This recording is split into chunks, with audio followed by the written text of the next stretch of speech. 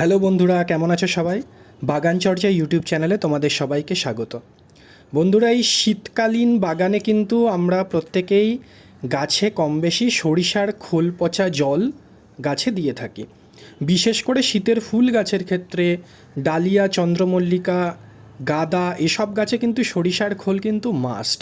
তাছাড়াও শীতে যারা আমরা ছাদ বাগানে সবজি চাষ করছি, সরিষার খোল তো আমরা ব্যবহার করছি গাছের বুস্টিং হিসাবে বা বুস্টিং এজেন্ট হিসাবে। তোমরা সবাই জানো সরিষার খোল ব্যবহার করলে গাছের বৃদ্ধি খুব ভালো হয়, তার কারণ এর মধ্যে প্রচুর পরিমাণে নাইট্রোজেন থাকে, যা গাছের নতুন শাখা প্রশাখা আনতে এবং গাছের ওভারঅল বৃদ্ধিতে দারুণভাবে সাহায্য করে।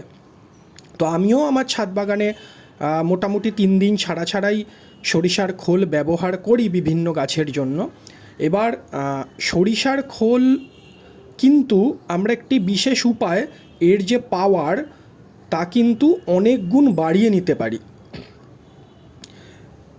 আমি যেইভাবে দেখাবো বা যেই পদ্ধতিতে দেখাবো, তোমরা যদি সরিষার খোলের একটা স্পেশাল দ্রবণ তৈরি করে নিতে পারো, তাহলে কিন্তু এই দ্রবণ তোমরা গাছে ব্যবহার করলে তার পাওয়ার কয়েক গুণে বেড়ে যাবে এবং কিছু দিনের মধ্যেই দেখবে গাছ প্রায় ডবল আকার ধারণ করেছে। যেসব গাছের ফলও ছোট রয়েছে সেসব গাছের ফল বৃদ্ধিতেও কিন্তু এই দ্রবণটি ভীষণভাবে সাহায্য করে। তোমরা প্রত্যেকটি শীতের ফুল গাছে এই দ্রবণ ব্যবহার করবে। কিভাবে বানাবে দ্রবণটি? সরিষার খোল তোমরা যেভাবে ঠিক পচাও ঠিক সেইভাবেই পচাবে। 3 থেকে 4 দিন সরিষার খোল জলে ভিজিয়ে রেখে দেবে একটি ছায়াযুক্ত জায়গায়। কিন্তু এই রেখে দেওয়ার আগে তোমাদের যেটা ব্যবহার করতে হবে, এই সরিষার খোলের দ্রবণের মধ্যে শুরুর দিনেই, যেদিন তোমরা পচাতে দেবে ঠিক সেদিনই ডাই অ্যামোনিয়াম ফসফেট বা ডিএপি, আমি ঠিক যেইভাবে দেখাচ্ছি এরকমভাবেই আমি হাত দিয়ে দিচ্ছি, কিন্তু তোমরা 1 টেবিল স্পুন ঠিক এইটুকু 1 মুঠি সরিষার খোলের জন্য ব্যবহার করতে পারো। আবার শুনে নাও, 1 মুঠি যদি সরিষার খোল তোমরা পচাতে দাও, তার সঙ্গে 1 টেবিল স্পুন ডিএপি সার বা ডাই অ্যামোনিয়াম ফসফেট ব্যবহার করতে পারো। বিভিন্ন নার্সারিতে তোমরা ডিএপি সার পেয়ে যাবে। এই ডিএপি সার যদি তোমরা সরিষার খোলের মধ্যে ভিজিয়ে দাও, ভিজিয়ে দেওয়ার পর ঠিক 3 দিন অপেক্ষা করতে হবে। 3 দিন বাদে যখন সরিষার খোল পচতে শুরু করে দেবে বা পচে যাবে, সঙ্গে কিন্তু ডিএপির এই দানাগুলিও কিন্তু একেবারে দ্রবীভূত হয়ে যাবে। তারপরেই দ্রবণটিকে তোমরা গাছে ব্যবহার করতে পারো। সঙ্গে আরেকটি জিনিস ব্যবহার করা যায়, আমি যদিও তা ভিডিওতে দেখাইনি।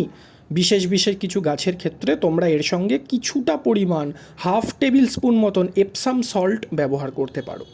তাতেও কিন্তু এই দ্রবণটি আরও পাওয়ারফুল হবে বা আরও শক্তিশালী হবে। এরপরে তোমরা দ্রবণটিকে 3 দিন বাদে যখন পুরোপুরি তৈরি হয়ে যাবে, এই দ্রবণটিকে তোমরা ঠিক 10 গুণ বেশি জলের সঙ্গে, অর্থাৎ 1 ড্রাম মোটামুটি জলের সঙ্গে মিশিয়ে নিতে হবে। মিশিয়ে নেওয়ার পর সেই দ্রবণ তোমরা ঠিক বিকেলের দিকে কিংবা ঠিক ভোরের দিকে প্রত্যেকটি গাছের মাটি নিড়ানি দিয়ে তারপরে সেই মাটিতে ব্যবহার করতে পারো। ভুলেও এই দ্রবণ কেউ স্প্রে করতে যাবে না, এতে গাছের ক্ষতি হতে পারে। এবং রোদ থাকাকালীন কিন্তু এই দ্রবণ ব্যবহার করা যাবে না। অবশ্যই বিকেলবেলায় কিংবা সূর্য ওঠার আগে ভোরবেলায় তোমরা এই দ্রবণটি ব্যবহার করো। তোমরা এই দ্রবণটি এই শীতকালে একটি সপ্তাহ বা 10 দিন এরকম 3 দিন 4 দিন ছাড়া ব্যবহার করে দেখো, তোমরা অসাধারণ রেজাল্ট পাবে নিজের গাছের ক্ষেত্রে। আমরা শীতকালে অনেক গাছেই দেখি গাছের ঠিক মতন বৃদ্ধি হয় না, নতুন শাখা প্রশাখা ছাড়ে না, এর ফলে স্বাভাবিক ব্যাপার ফুল ও ফল আসতে চায় না। সবজি গাছের ক্ষেত্রেও দেখেছি আমি যখন ফুলকপি বা বাঁধাকপি লাগিয়েছিলাম আমার ছাদে, ঠিক মতন বৃদ্ধি হচ্ছিল না। এই দ্রবণ ব্যবহার করার পর কিন্তু আমি আশানুরূপ ফল পেয়েছি।